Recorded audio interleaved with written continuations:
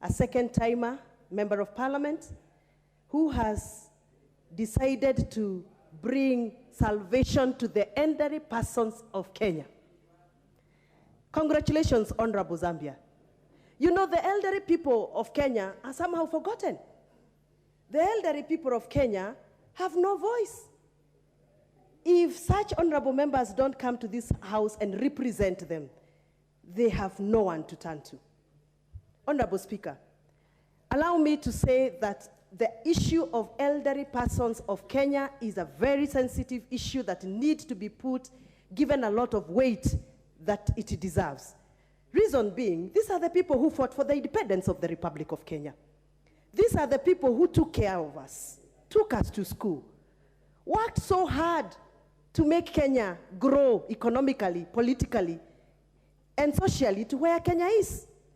Unfortunately, most of these people, Mr. Speaker, when they retire as public servants, they do not have a medical cover, and that is the time they are very vulnerable to all manner of diseases, but they have no medical cover to take care of themselves.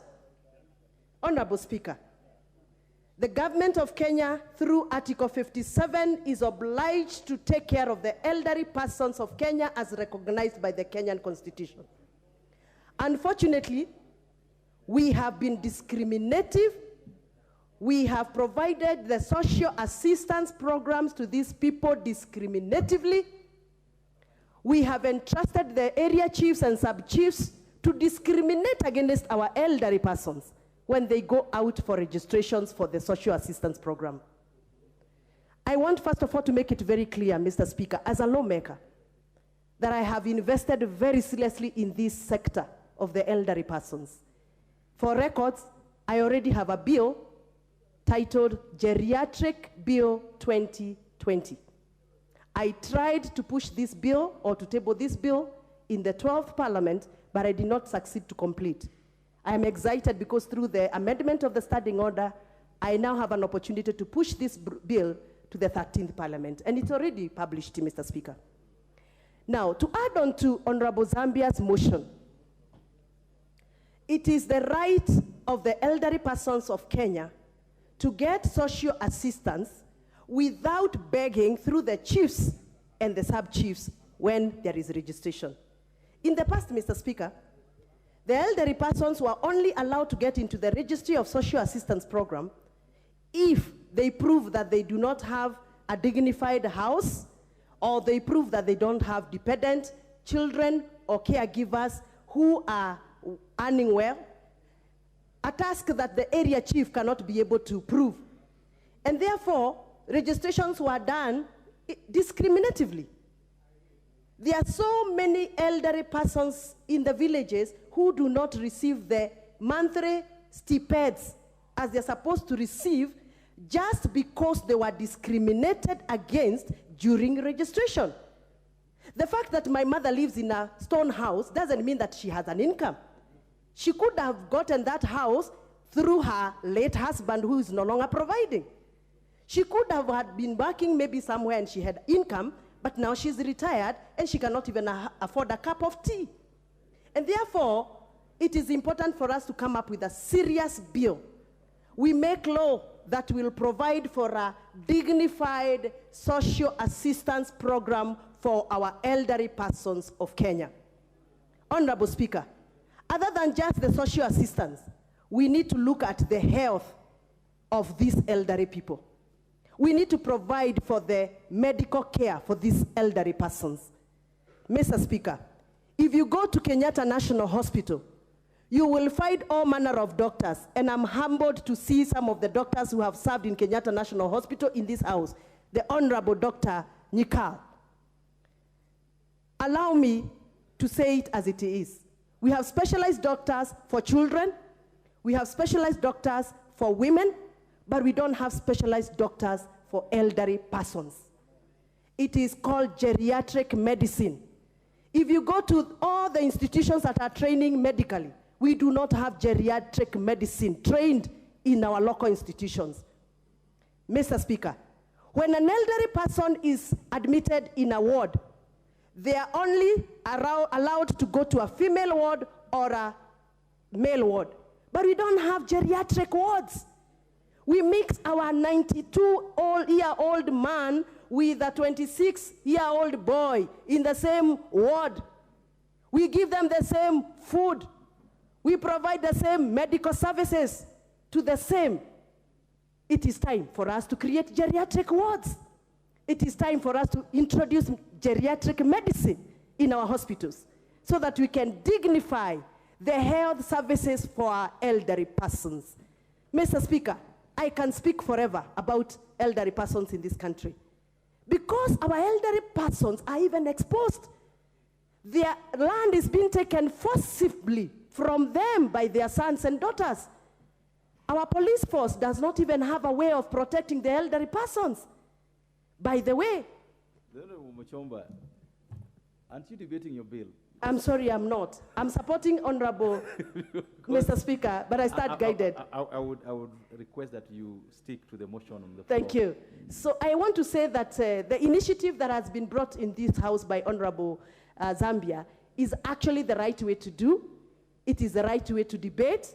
It is the right way to enact laws and amend laws so that we can accommodate our elderly persons in the national government budget and give them the budget they deserve for a dignified life and protection by the government of Kenya. And therefore, I proudly support the motion and request that the House continue supporting it. Thank you, Mr. Speaker. This chance goes to the member for Cape Kelion West.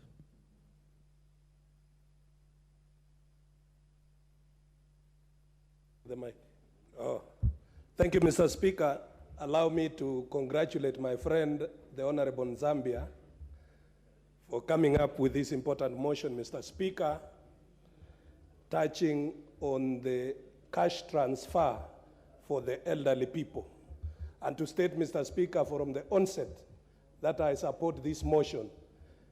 But I support it, Mr. Speaker, beyond the continuous registration, to actually asking this House, Mr. Speaker, to allocate resources to be availed to those old men who have been registered, Mr. Speaker. When this program was started way back, Mr. Speaker, it was targeted at the elderly poor who live below $1 a day. That is why you arrive at 2,100, because the dollar at that time was 70 shillings. When you multiply by 30, it comes to 2,100. But Mr. Speaker, as we talk now, the dollar is at 120. We need to register these old men and to increase resources to match to help these elderly to live quality life. And therefore, Mr. Speaker, it is also prudent that while we continue to register, we know that the dollar is now at 120, and therefore the cash transfer should go to 3,600 on the minimum, Mr. Speaker. But this, Mr. Speaker, requires this House to collectively support the Committee on Social Protection to avail resources so that when these elderly are registered, the resources find their way to the village where most of them are. As we speak, Mr. Speaker, as of now, only 853,000 elderly have been put on this program, against a target of 4 million elderly persons in the Republic of Kenya. The Social Protection Department in its BPS, Mr. Speaker, intends to add this by a paltry 100,000 older persons. We are asking this House, Mr. Speaker, to inject resources so that we can register even 2 million people into this program. And as we do that, Mr. Speaker, we must also ask the ministry to invest in technology so that our old men will stop going to queue in the offices of chiefs and assistant chiefs. And when they are paid, they are supposed to give a bribe so that they can get what is duly theirs. It is important, Mr. Speaker, that the ministry invest in technology that can even update the data of those who have been registered, to remove those who have been, gone out on natural attrition, and we remain with a specific number, Mr. Speaker, of the real people to benefit out of this social program. And it is not expensive, Mr. Speaker, to ask the people of Kenya through this honorable house to support their elderly. Mr. Speaker, most of the time, you see even on this relief food, if we could map the areas where people are suffering from hunger and give them cash transfer, people can buy their own food instead of fueling lorries every other time and allowing corruption to thrive in every stage, so that we can help the people of Kenya to live a dignified life, Mr. Speaker. And this is in line with the Kenya Kwanza manifesto, especially where it says the Kenya Kwanza government will register all elderly persons in the new NHIF platform.